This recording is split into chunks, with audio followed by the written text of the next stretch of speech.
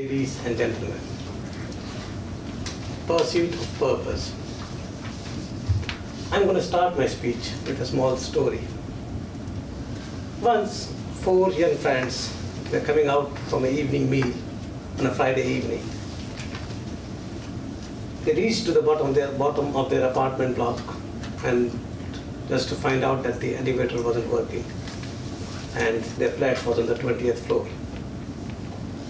So they said, okay, they were tired, but they had no choice but to walk up the stairs. They started walking up, but as they went along, they were very tired, very quiet, and as they went on to first, second, third, fourth, and fifth floor, they were completely deflated, and then they feel they can't do it anymore. But then suddenly, one of them had an idea. He said, "This is not working, friends. We have to do something to make this journey interesting. So why don't we all start doing or telling a story one by one, or start entertaining each other as we go along? And I'll start." So he started telling a story about his past, very interesting story. Everyone were very attached to it, and in no time they were on the 10th floor. Then they said, okay, let's the second person start now. He was more of a humorous person. He started telling jokes one after the other, and soon they were on the 15th floor. So, yeah, 15th floor. And the third person, he was a more emotional one, and he started telling all about his sad past and his childhood and all about his struggle he has made as a child and his village and all those stories. Still able to engross everyone into his story, and they were near to the 20th floor by the time he finished. While all this was happening, they found that the fourth person, he was very quiet.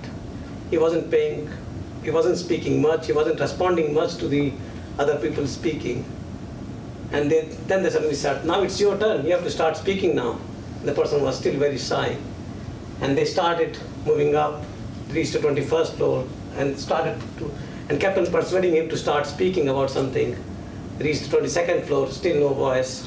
23rd, still quiet. 24th floor, and finally he broke his silence. And he said, "I think I left the keys in the car." I'm sure many of us have felt something very similar in our life. I leave it to your imaginations to what happened to him afterwards.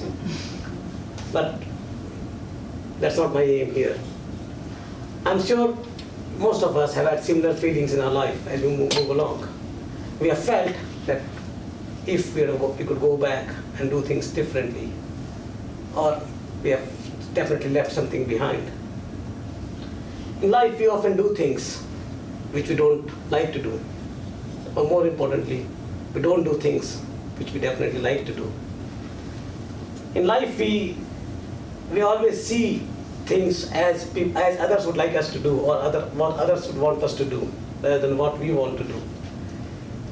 We measure success as what others will feel, or what others will applaud, rather than what will give us happiness or satisfaction internally.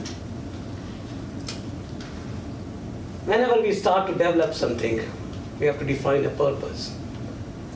Without having a purpose, we cannot develop anything. Or if we do, we will not achieve what we actually want to achieve. Everything in the world has to have a purpose, and so is life. We have to find for ourselves what actually will do we want to do, and define it and try to achieve that. And that will bring us happiness or satisfaction, what we want to do.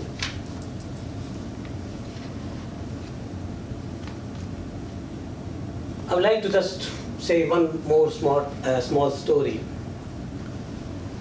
Primary school teacher once asked his students to write on a piece of paper about what would they like to do when they grow up, or what would they like to be when they grow up. Everybody wrote different things. She kept on reading. Somebody wrote he wants to be a doctor. Some girl said she wants to be a nurse, or somebody said he wants to be a pilot. One tiny student, she just reached to her, and she read her note. He said, happy. And the teacher said, Shiv, I think you misunderstood the question. And she replied, no, miss, I think you misunderstood the life.